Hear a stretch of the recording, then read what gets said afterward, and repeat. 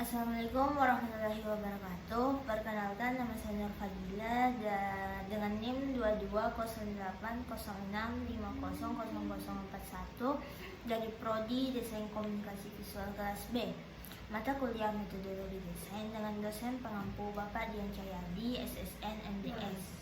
Di sini saya akan menjelaskan ulang materi yang telah dibawakan oleh Bapak Dian Cahyadi pada pertemuan ke-10, yaitu metode analisis dalam metodologi desain. Baik, langsung saja. Teknik kreativitas dan inovasi dalam merancang. Pertama ialah teknik brainstorming and mind mapping. Teknik brainstorming dan mind mapping adalah teknik kreativitas dan inovasi yang sangat berguna dalam merancang. Kedua teknik ini dapat membantu desainer menghasilkan banyak ide dan solusi yang kreatif dan inovatif dalam waktu singkat. Brainstorming adalah teknik yang melibatkan kelompok dalam menghasilkan ide dengan cara berdebat, berbicara, dan bertukar pikiran secara bebas. Dalam brainstorming, tidak ada ide yang dianggap salah atau bodoh. Tujuannya adalah untuk menghasilkan banyak ide dan kemudian memilih yang terbaik untuk dipertimbangkan lebih lanjut. Teknik brainstorming dan mind mapping sangat efektif dalam menghasilkan banyak ide dan solusi dalam waktu yang singkat. Dalam buku yang berjudul Innovative Design, Creative Thinking in Product and Industrial Design, menjelaskan bahwa teknik brainstorming dapat digunakan untuk merancang produk dan jasa yang lebih baik dengan menghasilkan banyak ide yang kreatif dan inovatif. Selain itu, mind mapping juga dapat membantu desainer dalam mengorganisir dan menyusun ide-ide tersebut, sehingga memudahkan proses pemilihan dan pengembangan ide yang lebih baik. Analisis SWOT kedua, analisis SWOT dan teknik pemetaan stakeholder. Analisis SWOT dan teknik pemetaan stakeholder adalah dua teknik penting yang digunakan dalam proses kreativitas dan inovasi dalam merancang produk layanan yang berhasil. Analisis SWOT dalam metode untuk mengevaluasi kekuatan, kelemahan, peluang, dan ancaman yang terkait dengan suatu proyek atau bisnis.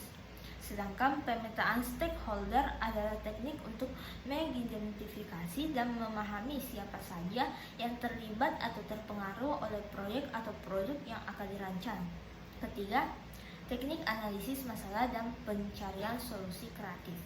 Teknik analisis masalah dan pencarian solusi kreatif adalah salah satu teknik kreativitas dan inovasi yang dapat membantu merancang produk atau layanan yang lebih baik.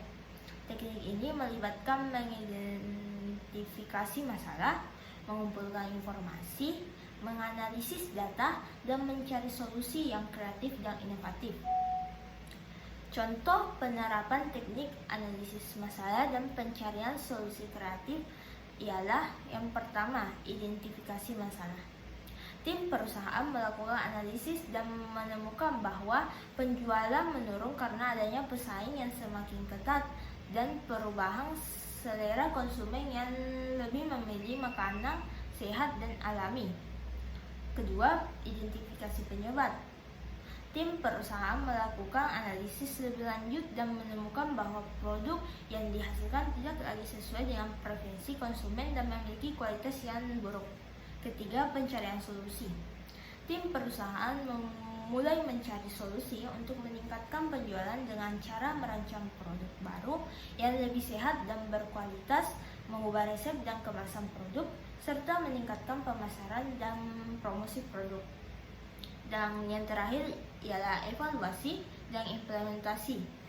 Tim perusahaan mengevaluasi setiap solusi yang diusulkan dan memilih solusi yang terbaik dan paling efektif. Dan yang terakhir ialah teknik analisis pesaing dan pengembangan produk baru. Teknik analisis pesaing dan pengembangan produk baru merupakan teknik yang digunakan dalam teknik kreativitas dan inovasi dalam merancang untuk memperoleh informasi tentang kondisi pasar dan pesaing produk yang sedang dikembangkan. Dalam teknik ini dilakukan analisis pasar dan persaingan serta pengembangan produk baru yang lebih unggul dan inovatif. Salah satu cara yang umum dilakukan dalam teknik ini adalah dengan menggunakan analisis SWOT, yaitu analisis yang mengidentifikasi kekuatan, strengths, kelemahan, weakness, peluang, opportunities, dan yang terakhir ancaman, threats, dari produk yang sedang dikembangkan serta persaingan di pasar. Dengan melakukan analisis ini, perusahaan dapat mengetahui posisi produknya di pasar dan dapat memperoleh informasi yang diperlukan untuk mengembangkan produk yang lebih unggul dan inovatif. Sekian penjelasan dari saya. Mohon maaf apabila ada salah kata. Wabillahi taufiq wal hidayah. Wassalamualaikum warahmatullahi wabarakatuh.